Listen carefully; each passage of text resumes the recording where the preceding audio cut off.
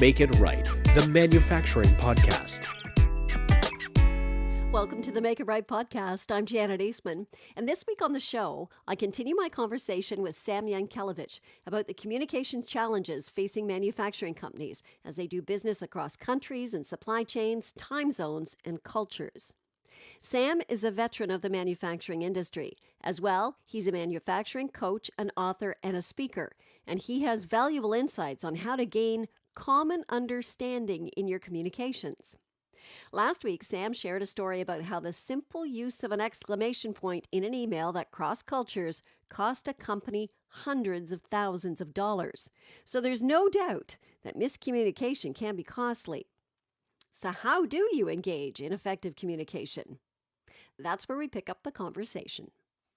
What solutions are you suggesting to overcome miscommunication? Because, you've got the guy who says, well, I sent the email and they replied. I'm assuming that it's going to get done. Like how do you overcome these miscommunication episodes? And how do you make sure that your people really do communicate properly? Like, what's the right way to get this done? Right. Well, I don't know what the right way is. I'll tell you kind of the things I see that are working with with the teams that I have been facilitating and coaching, the workshops that I run. Number one is really to bring it, to everybody's awareness. Because it's invisible, we have to bring it to an awareness. So how do you do that? The way I do it is, and by the way, Janet, I typically deal with engineers and technical and the IT people and the financial people that are technically involved in their processes. So they know how to map a process. And so we take them through mapping the communication process. At the end of the day, remember, communication is a process. Mm-hmm. When we put it out there visually, and do it in such a way where you can see the process and make yourself aware where some obstacles can happen, because we actually will put the areas where obstacles will happen. That's the first step, because then you visualize it, you internalize it, and you realize that, in fact, you have this, you have an opportunity to miscommunicate because of those obstacles. The other thing is when something happens and you do a root cause analysis, typically, and I'm a big believer and user of the Ishikawa fishbone diagram. I love it. It's visual. But unfortunately, people like robots are putting these categories on there, which is methods, machines, people, all these 6 categories that if you Google, everybody uses those categories. But what if you add the categories or add things like communication, language, culture, distance, roles and responsibilities to your fishbone diagram? And when you have people in the room, when you're doing root cause analysis, ask whether any of those factors might have contributed to a physical situation that cost the company money. And so I've done that. And by putting them in the root cause analysis tree, you make them so visual that people start thinking, oh, we need to avoid these things from happening. And those 2 things that I mentioned start driving responsibility, to that. What I state is that it's everybody's responsibility. And one last thing related to this that I go back to, Dr. Deming, everybody can recite and talk about the 14 points, but Dr. Deming very wisely has chapters on something he called operational definitions, specifically to avoid these problems of misunderstandings and miscommunication between those different areas, interrelated areas in organizations. I'll give you an example of the need for an operational definition. We tend to use this term state-of-the-art equipment. So you put it in a specification, you send this to somebody, you say, and this has to be manufactured in state-of-the-art equipment. Then you start receiving reject parts or parts that have some issues. And you go back and you audit, and you see that they're using this substandard equipment. And you tell them, well, you're supposed to be using, according to the specification, state-of-the-art equipment. But it's not clearly defined. So you really have to sit down and define, what does that mean? What is state-of-the-art equipment?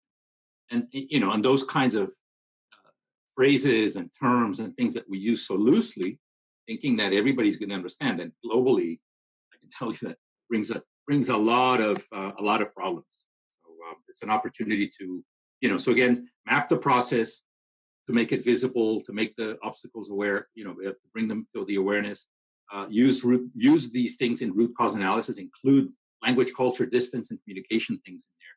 Make everyone responsible, and really drill deep into those operational definitions. It makes it will help a lot. Yeah, I think the visualization will help, and that will also maybe ease any stresses that might appear in a situation like with the exclamation point, right? Because Right. people are people and they're communicating, and y- I've talked to Kevin Snook about this many times, and he says, you don't know what somebody is feeling that day. They might have had a bad day. They might have gotten to work and started the day off wrong, and they're just having a bad day. And they read your email and they see that exclamation point and they just go, forget it. Right. Yeah. So, Yeah. yeah, like you can't read people's emotions when you're reading emails and everything. But if people understand what that visual process is, then and if you open up those lines of communication to get people to understand, hey, don't talk to me that way, um Yeah. you know you'll be able to solve more of your communication problems, I'm guessing. Right. Well, and you make them responsible for picking up the phone Hmm. and asking, hey, what do you mean by that exclamation mark? Right. You got it. That's exactly right, Janet. Yeah. Okay. So back in your very early career, you were really focused on lean. Now, explain to me why it appealed to you and how it can help companies today, because you talk about lean thinking, you talk about lean communication. Yeah, well, I came into lean by chance. I'm an industrial engineer from the Taylor era, Taylorism. When I graduated, that's what they were teaching. That was the curriculum. The first opportunity I had to see something different was actually when I read The Goal by Eliyahu Goldratt, which was the beginning of the theory of constraints, and I started to understand this thing about bottlenecks. And then I started reading some Toyota, books from people that worked at Toyota, where I started to see that it's about the value, but from the customer's perspective. Everything I had been doing was really internal, inside the four walls, thinking of improvements and thinking of getting your processes right, just for the heck of getting them right. It was more of an accounting calculation. And so for me, it appealed that, to see that this from from the perspective of the customer. It was talking about flow. It was talking about the flow of processes. And the interesting thing about processes will have bottlenecks. They will have obstacles. To me, lean is about learning how to go get through those obstacles, get through those bottlenecks. And by working yourself through that, you're learning. And if you do that with the rest of your team, then you have a learning organization that's being created, because you will have problems. And as you work through them, you're going to be learning and moving forward. So I did some lean implementations, both in my own company, and then when I came to the States, I was working at an automotive company. I was brought in to do that. I've done a little bit of consulting here and there for lean implementation, but my thing really is about communication, because I guess from early on, since I was dealing with international situations and I had to work through the process of miscommunication and improve that, I've become more passionate about using lean thinking to to improve the communication processes in companies, especially now that communications become so critical. I see that as an opportunity for lean thinkers to join this. I'm not the owner of this. I want people to join this kind of like as a new thing to add on, as a complementary thing to add on to lean. Um, and so one thing that I guess one thing that I like that maybe will help understand how to drive this, or how to tie the lean to the communication, is something that uh, this the author of Gemba Kaizen. I don't know if you've heard of Masaki Imai, Hmm. but I wrote in Gemba Kaizen. He talks about work being a series of processes, where each process has a supplier and a customer. and he refers to the next process that it should always be regarded as your customer. And Oh, so having a real, having this realization, it helps get to a commitment to never pass on defective parts or inaccurate pieces of information to those in the next process. So, in summary, to me, one, the way I see his statement, which I still adhere to, is when we realize that in order to satisfy the external customer in our manufacturing, it's a good practice to think of of everybody as your customer, and it becomes a supplier customer relationship, because guess what? We all want to satisfy our customer. You know, we all want, so you start becoming more clear. You start delivering information that makes sense. You start reducing the, information that is ambiguous that might contribute to a misunderstanding that's going to contribute to getting things done wrong.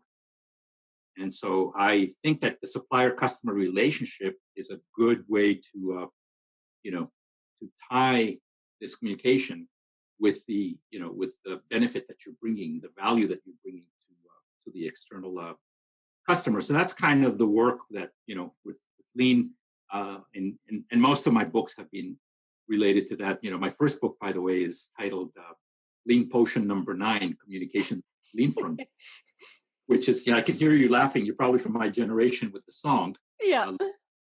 And that one was, less philosophical. It shows people how to use Plan, Do, Check, Act for improving communication, how to use 5S to improve communication. And so that was kind of the beginning of all of this. And now I've moved on to really a higher level and try to get this into a systemic, for people to see this as a systemic thing in their operations, and really take heed that this is a critical process.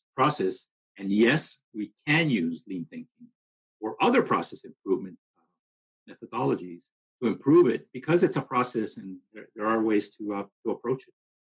I think when you're in a supply chain too, I mean, you're both a supplier and a customer, aren't you? Because on one side, you're getting something from somebody. So you are the customer to that person. You're pushing it out the other side and you're the supplier. So you should, depending on where you sit, you should be able to see both sides of that equation. Exactly. You're able to. That's the empathy thing, but that's for another conversation. Mm-hmm. Mm-hmm.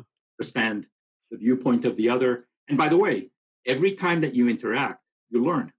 And so when you're interacting with people you don't know, you're learning how they understand you and how you can improve your way of sending the message so that they understand you. And as time goes on, the more interactions you're learning, and then you can communicate faster, knowing that you're going to get things done, in a more efficient way. But at the beginning, if you don't know somebody, I like this thing from Daniel Kahneman that says, slow down so you can move fast. In communication, that works quite well. When you're dealing with international things, people that don't speak your language, or with time zones, slow down so you can move fast. I can tell you that it's dead on the money. It works really well. Hmm. What's the next step on your journey, Sam? What challenges do you hope to address for manufacturers and business leaders? Oh, my wish is that the lean community and manufacturing community starts adhering to some of this stuff. I know that it's busy days, but sometimes they're busy days, and we seem to be firefighting a lot. Sometimes because of miscommunication. So I think I'd begin with having people understand that there's a cause and effect relationship between communication and our actions, tasks, and our processes. And so once we understand that, we're going to, we might start taking it a little bit more seriously, to include communication processes and the improvement of communication processes in our culture of quality in manufacturing. So that's one thing. Basically, the next thing is a little bit more practical. How to build this into systemic problem solving, how to embed lessons learned processes, how to embed open dialogue. And these seem to be external to manufacturing sometimes. People like to separate those and say, oh, that's kind of coaching, or you need to do that somewhere else. You need to do that with leadership. But I think otherwise. I think that the idea is to bring this in as part of what everybody needs to learn, especially the technical professions, because we're so, in our curriculum, this is not something that is in there, unfortunately. And so I think it's needed. So it's bring it into the curriculums, make sure that everybody practices this through those, through problem solving, lessons learned, and open dialogue. And yeah, that's pretty much it. And then one last thing is I find that because of the global nature of manufacturing, I think cross-cultural education is something that has become as important. It impacts communication, directly related to it. So it's important to have cross-cultural communication understanding. Whether you do some online, of course, I advocate that you do some online or some reading, but have the opportunity to get the training alongside people from other cultures, because that's when you're going to benefit the most. And that's kind of the way that we practice when we go into companies and they have global operations. We like to have their global operations teams working together in these workshops. We give them activities, we do things like that, make sure that they really get it, that they really grasp what culture can do to either derail your processes in manufacturing or to use it as an advantage, as a competitive advantage in this century. We are in the 21st century, Janet, and I'm amazed that, fortunately, we still think that 5G and robots are going to save the day. And there's a place for robots and 5G, no doubt. But I think that we have years to go, where people are still going to be driving the front lines of our manufacturing activities. And so I think this is an important chapter. Right. And I think once people understand each other, things get a lot easier, right? So yeah, that communication part and getting people to understand how cultures work and things like that would really bridge that communication gap. Absolutely. Yeah. Sam, thanks very much. Really great insights today. I really appreciate you joining us today. Oh, thank you for the opportunity, Janet. Oh, my pleasure. Sam Yankelevich has over 30 years of experience in manufacturing, and he now shares his knowledge with other leaders as a manufacturing coach, an author, and a speaker. If you'd like more information, he has 4 books on lean manufacturing. You can find them on his website, which is samyankelevich.com, or you can join him on LinkedIn. And that is our show for this week. Thanks very much for joining us. Please check out our Twitter, LinkedIn, and Facebook feeds and subscribe to the podcast through iTunes, Google Play, Stitcher, Spotify, and YouTube. Until next time, I'm Janet Eastman, and thanks very much for listening to the Make It Right podcast.